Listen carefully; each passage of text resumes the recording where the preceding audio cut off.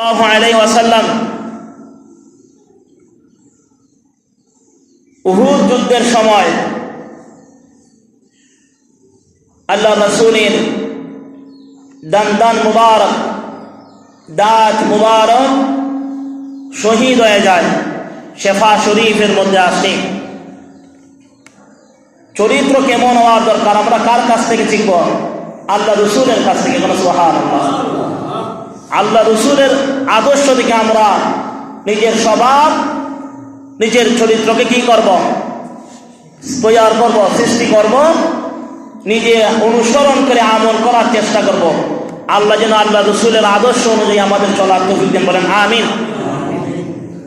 তো উহুদের যুদ্ধের সময় যখন আল্লাহ রসুল সাল্লাল্লাহু আলাইহি ওয়াসাল্লামের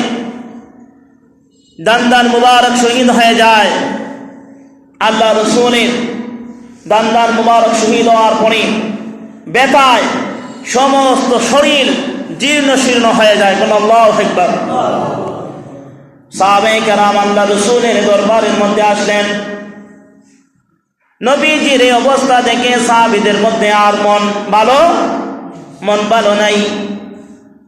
আল্লাহ রসুলকে বলতেছেন, ইয়া রাসূলুল্লাহ, ইয়া হাবিবাল্লাহ, নবী গো, যে কাফেরেরা আপনার এই অবস্থা করেছে আপনি তাদেরকে বদদুয়া দেন। নাউযুবিল্লাহ। আপনি তাদেরকে কি দেন?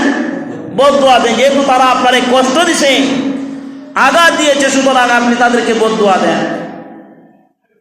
শুধু সাহাবায়ে কেরাম নয়,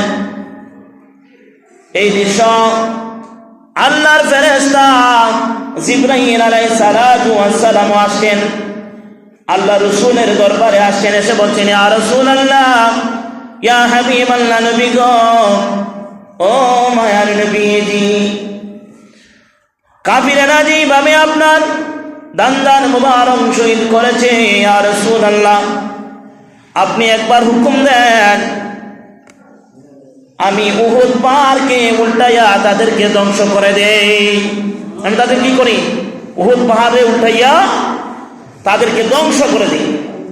আল্লাহ রাসূল বলছেন, না রে জিবরাইল, আমাকে আল্লাহ পাক বদদুয়া দেওয়ার জন্য পৃথিবীতে প্রেরণ করে নাই। আল্লাহু আকবার।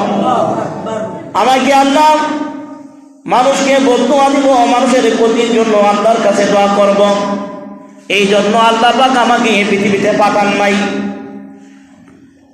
ইয়া রাসূলুল্লাহ, কি করবেন? ও জিবরাইল, তুমি শুনো, আমি তাদের জন্য দোয়া করি আল্লাহ যেন তাদেরকে হেদায়েত করে দেয়। সুবহানাল্লাহ।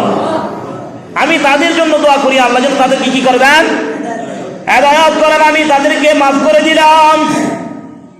এই জন্য মানুষের সবচেয়ে উত্তম গুণ, উত্তম স্বভাব, উত্তম চরিত্র ওই মানুষের, যেই মানুষ কষ্ট পাওয়ার পরেও মাফ করে দেয়। যে কষ্ট পাওয়ার পরে কি করে দেয়? মাফ করে দেয়। সে হচ্ছে উত্তম মানুষ, উত্তম চরিত্রের, উত্তম স্বভাবের মানুষ। আল্লাহ রসুল যখন তাদেরকে বদদুয়া দিলেন না, এইদিকে আল্লাহ রসুলের দান মুবারকের নিয়ে রক্ত মুবারক, ওই রক্ত মুবারক জমিনে পড়ে যাবে। কিন্তু যদি ওই রক্ত মুবারক জমিনের মধ্যে পড়ে যায়, ওই জমিনের মধ্যে আর কোনোদিন ফসল হবে না। জিবরাইল আলাইহিস সালাতু ওয়াস সালাম আল্লাহ রাসূলকে নিয়া তিনার কুরের মধ্যে নিয়া উহুদ পাহাড়ের একটা স্থানের মধ্যে পাথরের উপরের মধ্যে নিয়ে রাখলেন। কোন সুবহানাল্লাহ। কোথায় রাখলেন? পাথরের উপরে রাখলেন। বিশ্বাস করেন যে এই পাথরের উপরে আল্লাহ রাসূল সাল্লাল্লাহু আলাইহি ওয়াসাল্লামকে রাখা হয়েছে, ওই পাথরটা একদম তুলার মতো নরম হয়ে গিয়েছে। কোন সুবহানাল্লাহ। আমার রাসূলের জন্য কি হয়েছে? একটা নরম বিছানায় পরিণত হয়ে গেছে। আল্লাহ রসুলকে ওইখানে নিলেন, নেওয়ার পরে তিনার জিবরাইল আলাইহিস সালাতু ওয়াস সালাম তিনার সেবা সহযোগিতা করলেন। সুবহানাল্লাহ। কি শিখলেন?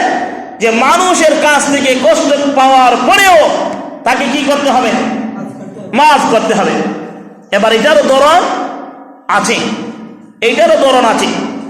আল্লাহ রসুল সাল্লাল্লাহু আলাইহি